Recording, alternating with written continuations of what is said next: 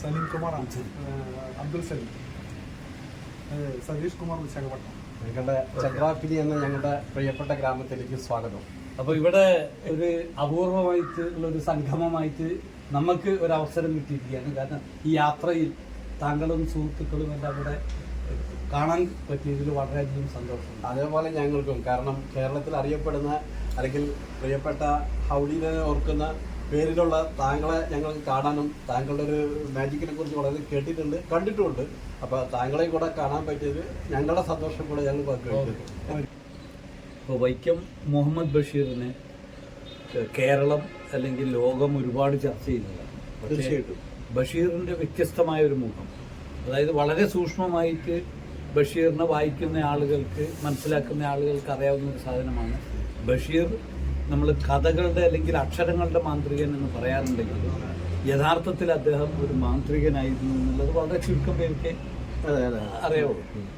അപ്പോൾ ഒരു അദ്ദേഹത്തിൻ്റെ സമ്പൂർണ്ണ കൃതികളിൽ എവിടെ ഒരു പരാമർശമുണ്ട്, ഈ ഒരു പരിശീലനവും ആവശ്യമില്ലാത്ത സാഹിത്യം എഴുതുക എന്നുള്ള പണി ആയിരുന്നില്ല എങ്കിൽ ഞാനൊരു വാച്ച്മാനോ അല്ലെങ്കിൽ ഒരു കുശിനിക്കാരനോ അതല്ലെങ്കിൽ ഒരു മെജീഷ്യനോ ഒക്കെ ആയിരുന്നു എന്ന് പറയുന്നത്. അപ്പം അതിൽ ഒരു എന്നെ സംബന്ധിച്ചിടത്തോളം എൻ്റെ മാന്ത്രിക ഗുരുനാഥനാണ് വൈക്കം മുഹമ്മദ് ബഷീർ. ഓഹോ. അപ്പോൾ ആദ്യകാലം മുതൽ തന്നെ എൻ്റെ പരിപാടികളൊക്കെ കാണുമ്പോൾ കാണാൻ വരികയും പല രൂപത്തിലുള്ള അഭിപ്രായങ്ങൾ പറയുകയും ചെയ്യും. അപ്പം അതിലൊരു വളരെ ഒരു വിശേഷപ്പെട്ടൊരു കാര്യം ഞാൻ പറയാം. അതായത് ഇപ്പം നമ്മളുടെ ഈ സാധാരണ പ്രാവിനെ മാന്ത്രികർ പ്രൊഡ്യൂസ് ചെയ്യുക എന്ന് പറയുന്നത് സ്ഥിരമായിട്ടെല്ലാം അതിൻ്റെ ഒരു പ്രധാന കാര്യം എന്താണെന്ന് പറഞ്ഞാൽ പ്രാവ് ശബ്ദം ഉണ്ടാക്കില്ല, ഒതുങ്ങി നിന്നുള്ളൂ. അതാണ് അതിൻ്റെ ഒരു പ്രത്യേകത. പ്രാവിനും മുയലിനുള്ള ഒരു പ്രത്യേകത ശബ്ദം ഉണ്ടാക്കി. അപ്പം ഈ ഞാൻ എൻ്റെ പരിപാടിയിൽ ഇങ്ങനെ പ്രാവിനെ പ്രൊഡ്യൂസ് ചെയ്ത സമയത്ത് പരിപാടിയൊക്കെ കഴിഞ്ഞ് 2 ദിവസം കഴിഞ്ഞ് പുള്ളിൻ്റെ വീട്ടിൽ അങ്ങനെ മാംഗോസ്റ്റിൻ്റെ ചുവട്ടിൽ മൂപ്പര് ചാരുകസരയിൽ ഇങ്ങനെ ഇരിക്കും. നമ്മൾ അടുത്ത് പോയി കുറേ നിൽക്കുക, അന്നേരം ഇരിക്കാൻ പറയും. അങ്ങനെ സംസാരിക്കുന്ന സമയത്ത് പുള്ളിനോട് പറഞ്ഞൊരു കാര്യം, പ്രാവിൻ്റെ നല്ല തരക്കേടില്ല, പക്ഷെ അത് പോരാ. കാരണം പുള്ളി അന്ന് എന്നോട് പറഞ്ഞു തന്നൊരു വിദ്യ എന്താണെന്ന് പറഞ്ഞാൽ, അന്ന് നമ്മൾ ഈ ഒരു മഷിക്കട്ട കിട്ടും, ഈ കളറ്. ആ കളറിൽ ഈ കോഴിക്കുഞ്ഞുങ്ങളെയൊക്കെ കളർ ചെയ്യുന്ന ഒരു പരിപാടി. അപ്പം അത് വലിയ ഹാം ചെയ്യൂലായിരുന്നു, ഒരു ലൈറ്റായിട്ടുള്ള സാധനം. അപ്പം അതിൽ നല്ല പച്ച അല്ലെങ്കിൽ നല്ല ചുവപ്പ്, നീല ഇതുപോലുള്ള കളറ് വാങ്ങിയിട്ട് ഈ ഇതിനെ മൊത്തം കളർ ചെയ്യും. കളർ ചെയ്തിട്ട് പ്രൊഡ്യൂസ് ചെയ്ത് കഴിയുമ്പോൾ ഇപ്പോൾ ഒരു ചുവപ്പ് നിറത്തിലുള്ള അല്ലെങ്കിൽ ഒരു പച്ച നിറത്തിലുള്ള പ്രാവ് പ്രൊഡ്യൂസ് ചെയ്യുമ്പോൾ കാണികളെ അത് ഒരു വേറൊരു തലത്തിലേക്ക് വരും. അതേ സമയത്ത് നിങ്ങളൊരു പെറ്റ് ഷോപ്പിൽ കാണുന്നത് പോലെയുള്ള ഒരു സാധാരണ പ്രാവിനെ പ്രൊഡ്യൂസ് ചെയ്യുന്നതിന്റെ 10 ഇരട്ടി എഫക്റ്റ് ആയിരിക്കും ഈ സാധനം. ഇത് ഒരു ഏതാണ്ട് ഒരു 10-20 കൊല്ലം മുമ്പ്, ഇത് എന്നോട് പറഞ്ഞത് എനിക്ക് തോന്നുന്നു ഒരു 10-35-40 കൊല്ലം മുമ്പാണ്. 10-20 കൊല്ലം മുമ്പ് ഞങ്ങളുടെ ഒരു ഇന്റർനാഷണൽ കോമ്പറ്റീഷനിൽ വിന്നറായ ആൾ ഉപയോഗിച്ചത് ഈ ഒരു വിദ്യ. അതായത് അയാളുടെ ഒരു മൾട്ടിപ്പിൾ ഡൗ പ്രൊഡക്ഷൻ എന്ന് പറയും. കുറെ 1 by 1 ആയിട്ട് ഇങ്ങനെ പ്രൊഡ്യൂസ് ചെയ്യുന്നത്. ഒന്ന് പച്ച, ഒന്ന് നീല, ഒന്ന് ചുവപ്പ്, ഇങ്ങനെ പല രൂപത്തിലുള്ള പ്രാവുകളെ പ്രൊഡ്യൂസ് ചെയ്യുന്നത്. ഇതൊരു 40 കൊല്ലം മുമ്പ് അല്ലെങ്കിൽ 35-38 കൊല്ലം മുമ്പ് അദ്ദേഹം പറഞ്ഞ അദ്ദേഹത്തിന്റെ മനസ്സിൽ ഉണ്ടായിരുന്ന ഒരു ആശയം. ഇതുപോലെ ഓരോ കാര്യത്തിൽ പല കാര്യത്തിലും അദ്ദേഹം ഇങ്ങനെ വളരെ, അതായത് ഒരു മെജീഷ്യൻ എന്നുള്ള റിയൽ ആ ഒരു അവസ്ഥയിൽ നമ്മൾ ഉദ്ദേശിക്കുന്നതിനേക്കാൾ അപ്പുറത്തേക്ക് ചിന്തിക്കുകയും. അപ്പോൾ ശരിക്ക് അദ്ദേഹം ഈ സാഹിത്യകാരനായിരുന്നില്ലെങ്കിൽ അഭിപ്രായത്തിൽ വാഴകുന്നത്തിനെ പോലെയുള്ള ഒരു മെജീഷ്യനാണ് നമുക്ക് നഷ്ടപ്പെട്ടത് യഥാർത്ഥത്തിൽ. കാരണം അത്രയും കാലിബറുള്ള വാഴകുന്നത്തിനെ പോലെ അല്ലെങ്കിൽ അതിനേക്കാൾ ഒരു പടി മുന്നിലോ നിൽക്കാവുന്നത്. പിന്നെ അദ്ദേഹത്തിന്റെ കഥകളും ആ കഥകൾ സിനിമയൊക്കെ അതിലുള്ള പാട്ടുകൾ, അതാണല്ലോ താങ്കളുടെ ഒരു പ്രിയ വിഷയം. എന്റെ വിഷയം പാട്ടുകളാണ്. അപ്പൊ ഞങ്ങൾ അതിനെ കുറിച്ച് കേൾക്കാൻ കൂടി വേണ്ടിയാണ്. അതിലിപ്പോ ഈ കഴിഞ്ഞ ദിവസം ഇപ്പൊ നമ്മുടെ പ്രിയപ്പെട്ട ഭാവഗായകൻ ജയചന്ദ്രൻ അന്തരിച്ചു പോയല്ലോ.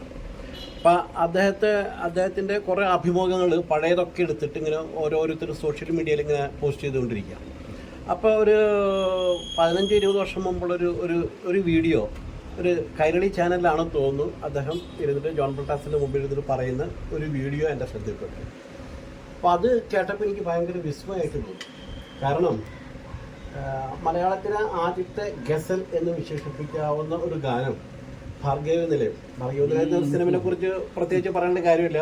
വൈക്കം മുഹമ്മദ് ബഷീറിൻ്റെ ആദ്യത്തെ തിരക്കഥ, ആദ്യത്തെ കഥ, അദ്ദേഹത്തിൻ്റെ നീലവെളിച്ചം എന്ന മനോഹരമായ കഥയാണ് ഭാർഗവ നിലയം എന്ന പേരിൽ സിനിമയായിട്ട് പിന്നീട് വന്നത്.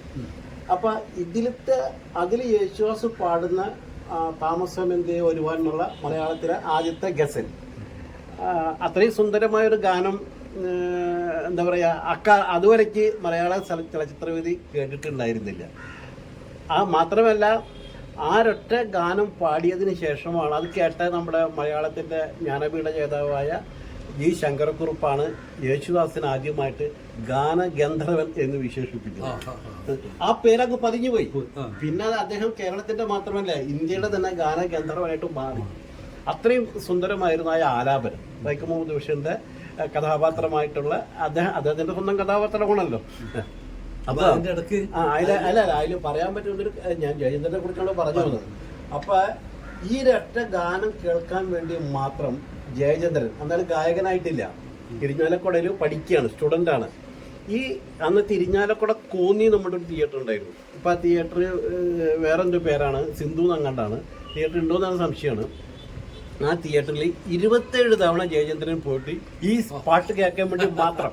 ഒന്ന് ആലോചിച്ച് നോക്കും, ഒരു പാട്ട് കേൾക്കാൻ വേണ്ടി ജയചന്ദ്രൻ അദ്ദേഹം പാട്ട് കേട്ട് കഴിഞ്ഞ് സിനിമ കാണുന്നല്ല, സിനിമ കാണുന്നത് ആ പാട്ട് കേൾക്കാൻ വേണ്ടി മാത്രം 27 തവണ അദ്ദേഹം പോയി ഈ സിനിമ കണ്ടു എന്ന് അദ്ദേഹം ഒരു ചാനൽ അഭിമുഖത്തിൽ പറയുന്നത് ഇപ്പോഴാണ് ഞാൻ കേട്ടത്. അത് ഞാൻ ഈ കഴിഞ്ഞ ആഴ്ചയാണ് കേട്ടത്. അപ്പൊ എനിക്ക് ആ അതിശയായി പോയി. ഇങ്ങനെ ഒരു ഗാനവും ഇങ്ങനെ ഒരു സംഭവവും ഇങ്ങനെ ഒരു സിനിമയും ഒക്കെ വന്നത് ജീവിതത്തിലെ ഒരു എന്താ പറയുക, ഞാൻ എൻ്റെ എഴുത്ത് ഈ പാട്ടിനെ കുറിച്ചുള്ള എഴുതി വെച്ചിട്ട് കിട്ടുന്ന ഒരു വലിയൊരു റയർ, അത് അപൂർവമായിട്ട് കിട്ടുന്ന അറിവാണ്. പിന്നെ ഒരു സന്തോഷം എന്ന് വെച്ച് കഴിഞ്ഞാൽ വൈക്കം മുഹമ്മദ് ബഷീർ ഭാർഗവിക്കുട്ടി, ഭാർഗവത്തിലെ നായിക, ഈ നായികനെ ഡയറക്റ്റ് പോയിട്ട് ഇന്റർവ്യൂ ചെയ്യാനുള്ള ഭാഗ്യം എനിക്കുണ്ടായി. അതായത് വിജയ നിർമ്മലയാണ് ഭാർഗവിക്കുട്ടിനെ അവതരിപ്പിച്ചത്. അപ്പൊ ഞാൻ എൻ്റെ മകൻ്റെ ജോലി സ്ഥലത്ത് പോയപ്പോൾ ഹൈദരാബാദിലാണ്. അപ്പോൾ അങ്ങനെ അവിടെ കുറെ മലയാളി സുഹൃത്തുക്കൾ, അവർ തെലുങ്ക് സ്ത്രീയാണ്. അവർക്ക് വേറെ പ്രത്യേകതയുണ്ട്. ഇന്ത്യൻ ബുക്സ് ഓഫ് റെക്കോർഡിൽ കയറിപ്പോയിട്ട്, അല്ല ഇന്ത്യല്ല, ഗിന്നസ് ബുക്സ് ഓഫ് വേൾഡ് റെക്കോർഡിൽ 47 ചിത്രങ്ങൾ സംവിധാനം ചെയ്ത ലോകത്തിലെ ഏക വനിത. 47 ചിത്രങ്ങൾ. മലയാളത്തിൽ വേറെ റെക്കോർഡുണ്ട്. അതായത് മലയാളത്തിലെ ആദ്യത്തെ വനിതാ സംവിധായിക കവിത എന്നുള്ള സിനിമ സംവിധാനം ചെയ്തത് വിജയ നിർമ്മലയാണ്. അന്ന് വിജയ നിർമ്മല അസിസ്റ്റന്റ് ആയിരുന്നു. പിന്നീട് മലയാള സിനിമയിലെ സംവിധാന രംഗത്ത് വലിയൊരു ചക്രവർത്തിയായി മാറിയ ഐ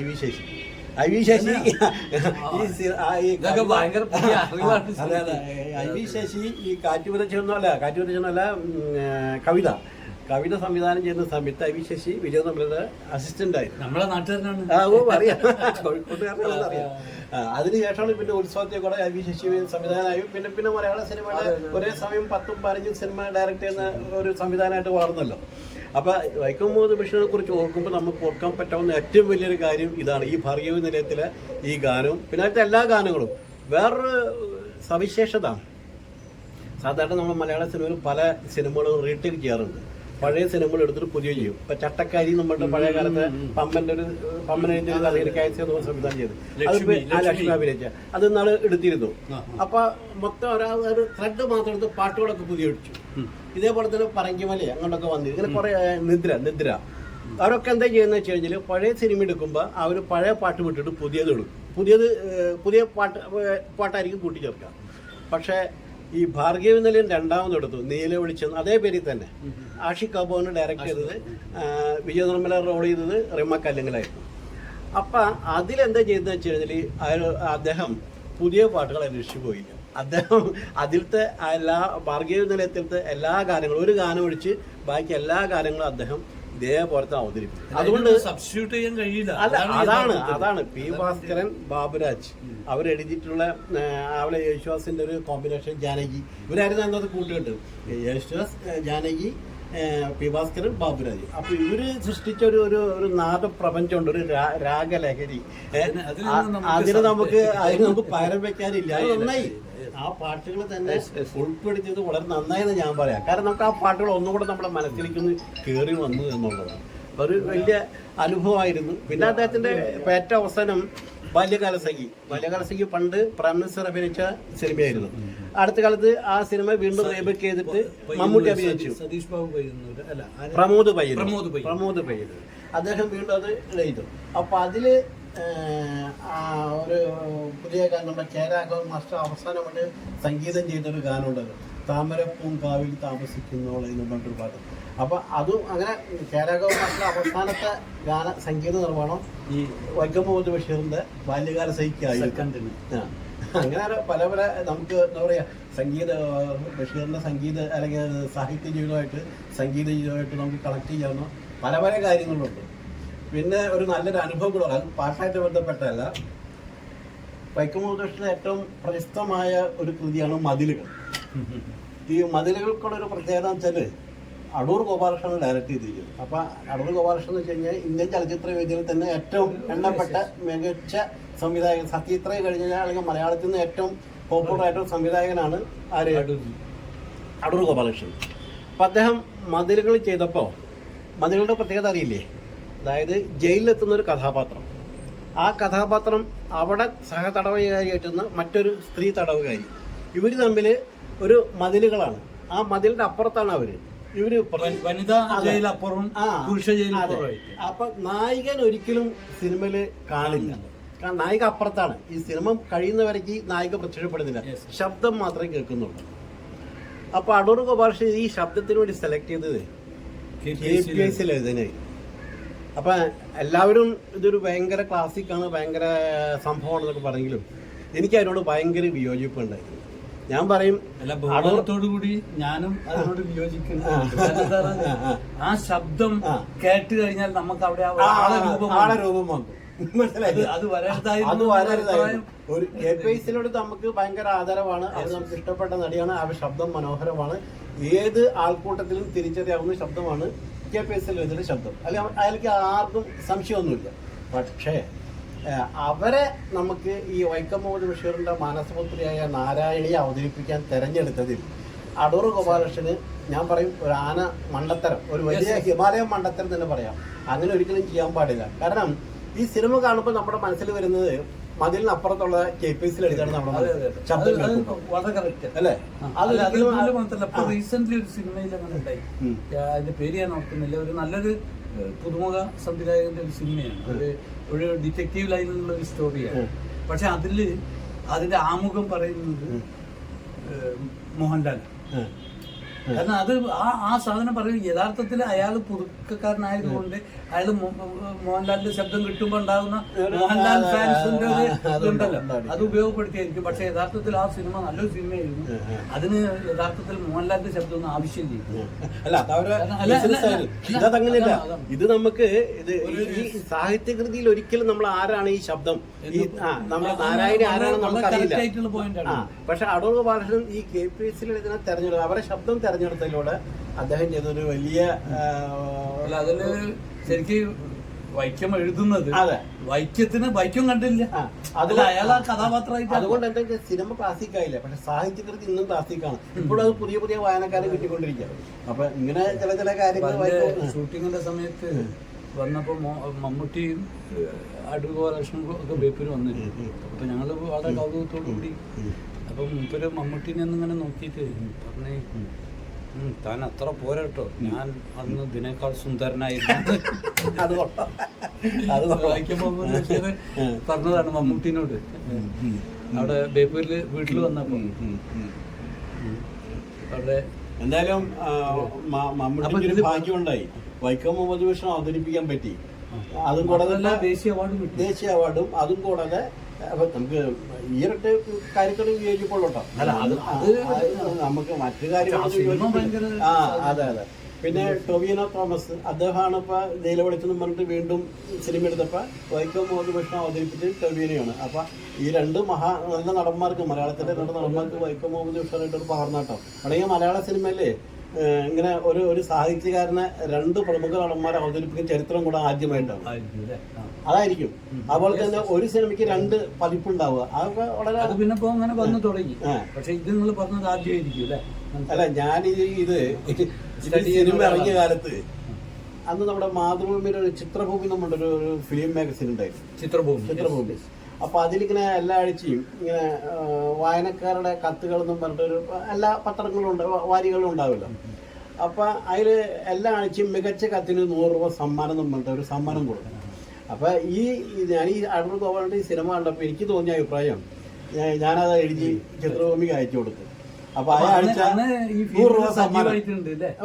ഞാൻ സിനിമക്കാരനല്ല, വെറും വായനക്കാരനാണ്. സിനിമക്കാരനല്ല, പിന്നെ പാട്ടെഴുത്ത് ഇപ്പൊ നമ്മൾ തുടങ്ങിയതാണ്. പാട്ടെഴുത്തിന്റെ ഒരു ചരിത്രം ഇത് എഴുതി അയച്ചു ചിത്രഭൂമി. ആ ആഴ്ചത്തെ ഏറ്റവും മികച്ച കത്തിനുള്ള 100 രൂപ സമ്മാനം എനിക്ക് തരികയും ചെയ്തു. അപ്പൊ 100 രൂപ അല്ല, അങ്ങനെ വൈക്കം ബഷീറായിട്ട് നമ്മുടെ ജീവിതത്തിൽ അത്രയും നമുക്ക് ജീവിതത്തിൽ കാണാൻ പറ്റിയില്ല. അതിന് ഇപ്പോഴും ഒരു വിഷമം പോലെ തോന്നുന്നു. അത് ഇത്രയും വലിയൊരു സാഹിത്യകാരൻ നമുക്ക് കാണണോ, കാരണം നമ്മുടെ പ്രവാസ ജീവിതമായിരിക്കും. അതെ, സത്യം പറയാൻ നിങ്ങളൊക്കെ അസൂയ തോന്നുന്നു, കാരണം അദ്ദേഹത്തെ കാണാനും ഇടപെടാനൊക്കെ പറ്റിയെന്നുള്ളത് നമുക്കൊരു വലിയൊരു സാധിക്കുന്നുള്ളൂ. ഞാൻ കഴിഞ്ഞ പ്രാവശ്യം ഞാൻ വൈക്കം മുഹമ്മദ് ബഷീറിന്റെ വീട്ടിൽ കോഴിക്കോട് ഒരു പോയിരുന്നു. അദ്ദേഹത്തിന്റെ നമ്മുടെ അദ്ദേഹത്തിന്റെ ശേഖരങ്ങളൊക്കെ ഉണ്ടല്ലോ, പഴയ മ്യൂസിയം ഒക്കെ ഉണ്ടല്ലോ, അത് കാണാൻ പറ്റി. മംഗോസ്റ്റിൻ, അതുപോലെ അദ്ദേഹത്തിന്റെ കുടുംബാംഗങ്ങളായിട്ടൊന്ന് പരിചയപ്പെടാൻ പറ്റി, അവരായിട്ടൊരു ഫോട്ടോ എടുക്കാൻ പറ്റി. അപ്പൊ നമ്മള് അവിടെ അന്ന് വന്നത് നമ്മുടെ സന്തോഷ് ജോർജ് കുളങ്ങരയായിരുന്നു മെയിനായിട്ട് വന്നത്. താങ്കളുടെ നമ്മള് കഴിഞ്ഞ ആദ്യത്തെ പരിപാടി കഴിഞ്ഞപ്പോഴത്തേക്ക് ജൂലൈ 5 ഒരു പ്ലാനിങ്ങും ഇല്ലാതെ അവിടെ ആള് വരികയാണ്. അതാണ് ആള് വരികയാണ്. അതായത് അപ്പൊ കഴിഞ്ഞപ്പോ ഏതാണ്ട് 28-30 കൊല്ലാകാനായി ഈ എല്ലാ വർഷവും. അപ്പൊ ഓരോ വർഷം കഴിയുമ്പോഴത്തേക്ക് ഇതിങ്ങനെ ആൾക്കാർ കൂടി. അല്ല, എന്നെ അതിശയിപ്പിച്ചത് ഞാനന്ന് ചെന്നത് ഭയങ്കര മഴ, അവിടെയൊക്കെ വെള്ളമാണ്, ആ പോകുന്ന മുട്ടിനൊപ്പം വെള്ളമാണ്. എന്നിട്ടും കൂടെ സ്കൂൾ കുട്ടികളടക്കം ഇങ്ങനെ ആയിരക്കണക്കിന് ആൾക്കാരാണ് വന്നുകൊണ്ടിരിക്കുന്നത്. ആദ്യത്തെ 1-2 വർഷം കഴിഞ്ഞപ്പോഴത്തേക്ക് കുട്ടികളെ നിയന്ത്രിക്കാനുള്ള ഒരു പ്രശ്നമാണ്. അപ്പോഴാണ് നമ്മൾ ഇടപെട്ടത്. അതായത് ഒരു സെഷനിൽ ഇത് മ്യൂസിയം കാണും, പിന്നെ കുറച്ച് പുറത്ത് വേറെ അതും ഇതൊക്കെ ആയിട്ട് കാണും, കുറെ മാംഗോസ്റ്റിൻ്റെ ആയിട്ട് പോകും. അപ്പൊ നമ്മളൊരു ഇവരുടെ മകനായിട്ട് പ്ലാൻ ചെയ്തിട്ട് ഒരു ചെറിയൊരു തറയിലാണെന്ന് തുടങ്ങുന്നത്. ഒരു ചെറിയൊരു അവിടുന്ന് ചെറിയ വൈക്കം മുഹമ്മദ് ബഷീറിന്റെ ഒരു ഓർമ്മയുമായിട്ട് ബന്ധപ്പെട്ടിട്ടുള്ള ഒരു ജാലവിദ്യ കാണിച്ചുകൊണ്ടാണ്. അപ്പൊ ഞാൻ ആ ജാലവിദ്യ ഒന്ന് ഇവിടെ കാണിക്കാം. ഓക്കെ, തീർച്ചയായും സന്തോഷമാണ്. എന്നാൽ മാത്രമല്ല, ഇങ്ങനെ ഒരു യാത്ര സംഘടിപ്പിക്കാൻ ഒരു ആശയം, അതെനിക്ക് വലിയൊരു ആശയം തോന്നി. കാരണം ബഷീറിന്റെ പ്രസക്തി മലയാള സാഹിത്യത്തിൽ ഏറ്റവും പോപ്പുലർ ആയിട്ടുള്ള ഒരു 5 എഴുത്തുകാരെടുത്തു കഴിഞ്ഞാൽ അതിലൊന്ന് വൈക്കം മുഹമ്മദ് ബഷീറാണ്. അത് മാത്രമല്ല, ഇപ്പം നമ്മളെ തന്നെ വളരെ ഒരു ആദരിക്കുന്ന ആളാണ് MT.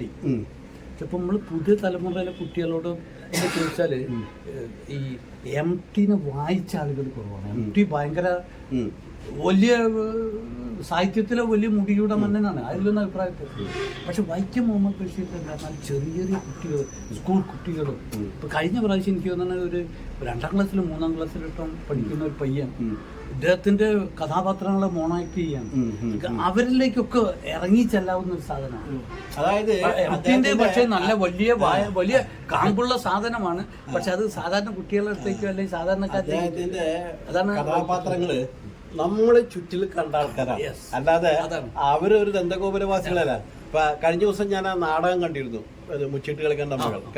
അതിനെക്കുറിച്ച് ഞാൻ ഒരു ലക്കത്തില് പാട്ടോർമൽ എഴുതുകയും ചെയ്തു. കാരണം ആ നാടകം നമുക്ക് വളരെയധികം നമ്മുടെ മനസ്സിനെ സ്വാധീനിച്ചാൽ ഒറ്റക്കണ്ണും പോക്കറായിട്ട് അഭിനയിച്ച നടൻ വളരെ മനോഹരമായിട്ടാണ് അഭിനയിച്ചത്. അപ്പോൾ ആ നാടകം കണ്ടു. അപ്പം എത്രയോ വർഷങ്ങൾക്ക് മുമ്പ് എഴുതിയ ഒരു ചെറുകഥ അല്ലെങ്കിൽ ഒരു നോവല്, അതിനൊരു വീണ്ടും ഒരു നാടകരൂപം വരുന്നു, ആ നാടകരൂപം വീണ്ടും സ്വീകരിക്കപ്പെടുന്നു, ഇപ്പോഴും പ്രസക്താവുന്നു എന്നുള്ള അതാണ്. ഇപ്പോഴും നിറഞ്ഞ സദസ്സിലാണ് പ്രശ്നം നടന്നത്. അപ്പൊ അങ്ങനെ എന്താ പറയുക, ബഷീറിന്റെ ഒരു ഓർമ്മകൾ മലയാള സാഹിത്യത്തിലോ മലയാളമുള്ള ഭാഷ ഉള്ള കാലം വൈക്കം മുഹമ്മദ് ബഷീർ ഉണ്ടായിരിക്കും.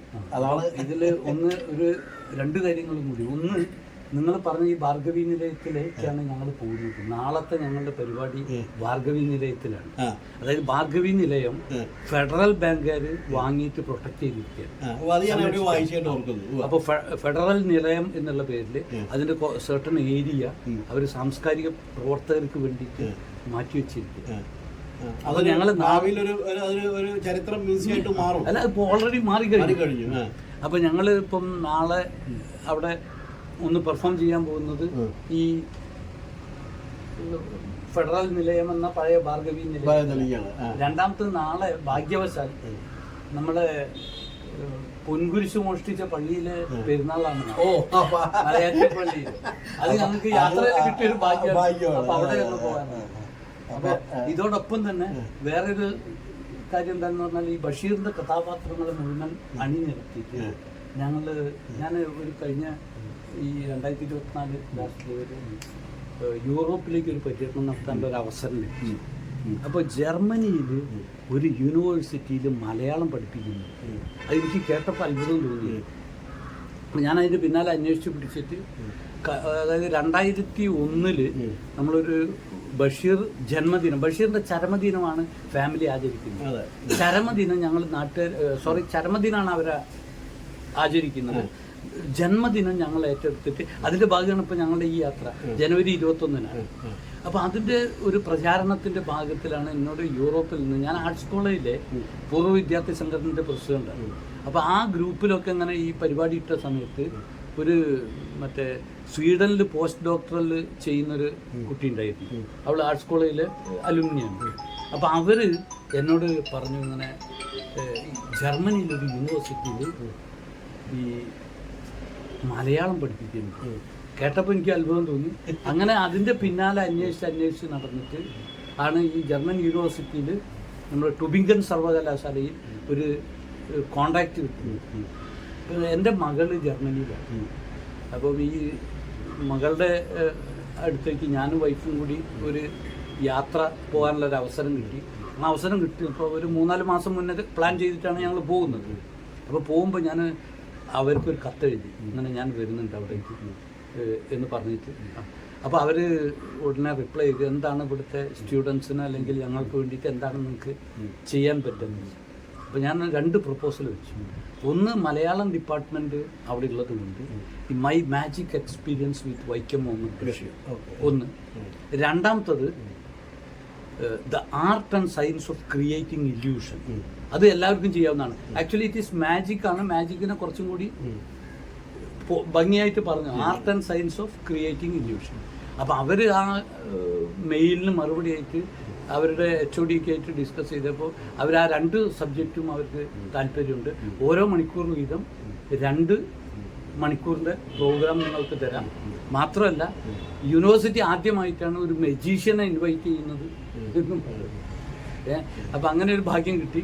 അപ്പോൾ ആ ഭാഗ്യത്തിൻ്റെ കൂട്ടത്തിൽ ഞാൻ വൈക്കം മുഹമ്മദ് ബഷീറിൻ്റെ അനുസ്മരണത്തിൽ വൈക്കം മുഹമ്മദ് ബഷീറിൻ്റെ കഥാപാത്രങ്ങളെ, ഒരു വൈക്കം മുഹമ്മദ് ബഷീറും ഫാബിയും ഉൾപ്പെടെ 10 കഥാപാത്രങ്ങളെ ഉൾപ്പെടുത്തിയിട്ട് സുൽത്താന്റെ ദശാവതാരങ്ങൾ എന്ന് പറഞ്ഞിട്ടൊരു പരിപാടി പ്ലാൻ ചെയ്തിട്ടുണ്ട്. അതിപ്പോൾ ഞങ്ങൾ അടുത്ത ഒരു നാഷണൽ ട്രിപ്പിൽ ഉപയോഗിക്കാൻ പോകുന്നുണ്ട്. എന്തായാലും വളരെ സന്തോഷം. ഈ ഭാഗ്യത്തെ കുറിച്ച് പറഞ്ഞപ്പോ ഒരു ഭാഗ്യം ഞാൻ ഓർമ്മപ്പെടുത്താം. അതും ഭാഗ്യവന്തരയായിട്ട് ബന്ധപ്പെട്ടതാണ്. ഈ അതിൽ അഭിനയിച്ച ഒരു കഥാപാത്രമാണ് കുതിരോട്ടം പപ്പു. കുതിരോട്ടം പപ്പുവിന്റെ യഥാർത്ഥ പേര് പത്മദലാക്ഷൻ. അപ്പൊ ഈ ഭാഗ്യവന്തരത്തിൽ അദ്ദേഹത്തിന്റെ കഥാപാത്രത്തിന്റെ പേരാണ് കുതിരോട്ടം പപ്പു. അതിനുശേഷം ഈ പത്മദലാക്ഷത്തുള്ള അദ്ദേഹത്തിന്റെ ഒറിജിനൽ പേര് ഇല്ലാതായി പോയി. പിന്നെ അദ്ദേഹം ഏതാണ്ട് ഒരു 10-25-30 വർഷം മലയാള സിനിമയിൽ നിറഞ്ഞാടിയത് ഈ കുതിരോട്ടം പപ്പു എന്ന പേരിലാണ്. അപ്പൊ ആ പേര് പത്മദലാക്ഷന് സമ്മാനിച്ചത് ബഷീറാണ്. അപ്പൊ അതിൽ അദ്ദേഹം വളരെയധികം സന്തോഷം ഉണ്ടായിരുന്നു. അദ്ദേഹം എവിടെ പോലും പറയും എനിക്ക് ഈ പേര് കിട്ടിയത് വൈക്കം മുഹമ്മദ് ബഷീറാണ് എന്നെ ഈ പേര് തന്നതെന്ന് അദ്ദേഹം ഇങ്ങനെ പറയാറുണ്ട്. അപ്പൊ ഇതൊരു ഭാഗ്യം കൂടി അദ്ദേഹത്തിന്റെ ഭാഗ്യമല്ല. അതിനേക്കാൾ വലിയൊരു ഭാഗ്യമാണ് അദ്ദേഹം ഇത് ഒരു കഥാപാത്രത്തിന്റെ പേര് അദ്ദേഹത്തിന് വീഴുകയാണ്. ഇത് എനിക്ക് അദ്ദേഹം നേരിട്ട് പ്രദീപ് ഹൂഡിനോ എന്നുള്ള പേര് അനുഗ്രഹിച്ച് നൽകുകയാണ്. അത് ജീവിതത്തിലൊരു മഹാഭാഗ്യം തന്നെ. അതാ അപ്പൊ ബഷീറിന്റെ സൗഭാഗ്യങ്ങളെ നമുക്ക് ഒരുമിച്ച് പങ്കിടാൻ കഴിഞ്ഞു എന്നുള്ളത് അത് വലിയ സന്തോഷം. യാത്രയ്ക്ക് എല്ലാവിധ ആശംസകളും.